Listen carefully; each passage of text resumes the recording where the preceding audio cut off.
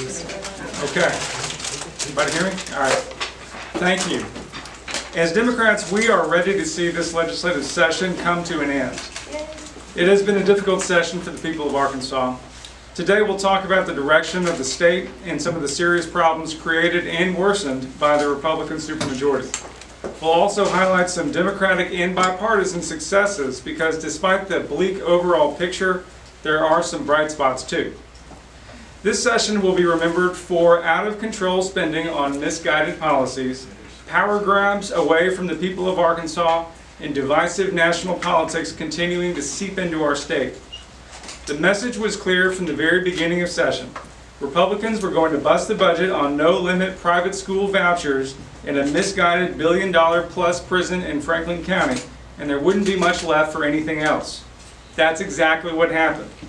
The price tag on private school vouchers is approaching $300 million per year and climbing, primarily benefiting people who already attend private schools and coming at the expense of public schools. While Democrats and others rejected prison spending for now, that bill is coming due. Meanwhile, we cut higher education, which we should be investing in to improve our workforce and bring good jobs to Arkansas. And the budget was too tight to extend postpartum Medicaid, leaving Arkansas with the embarrassing distinction of being the only state in the country that kicks new moms off their health insurance 60 days after they give birth. One of the most consistent themes of the session were the power grabs, usually coming at the expense of the people of Arkansas. Access eliminated, shrank, and kicked community stakeholders off boards, centralizing power in the governor. One legislator tried to force Arkansas PBS and the state library to comply with his demands. When the state library board didn't agree, the legislature fired the entire board. Countless bills were introduced to micromanage cities, counties, state agencies, and school boards, as the emboldened Republican supermajority apparently decided it wasn't enough to do their job, they needed to do everybody else's job too. The most egregious power grab of the session was the full-on assault on direct democracy. Republicans have made it nearly impossible to exercise your right to petition to get something on the ballot. We will soon regret snatching away the people's right to petition. Finally, national politics continue to seep in and poison what used to be a proud Arkansas tradition of independence. Cookie-cutter bills from national right-wing think tanks were introduced that chipped away at the popular punching bags of today: DEI, immigrants, China, and LGBT people. They almost always passed easily. In many cases, these bills are mostly for show, red meat for a national audience, but they will have harmful consequences for real people in Arkansas. Still, the news is not all bad. The work Democrats did fighting back against this harmful agenda and finding ways to advance good policy that will help the people of Arkansas provided some bright spots this session. I'd like to introduce Senate Minority Leader Greg Leding to discuss some of the things that we did do with success this session. Thank you. Thank you.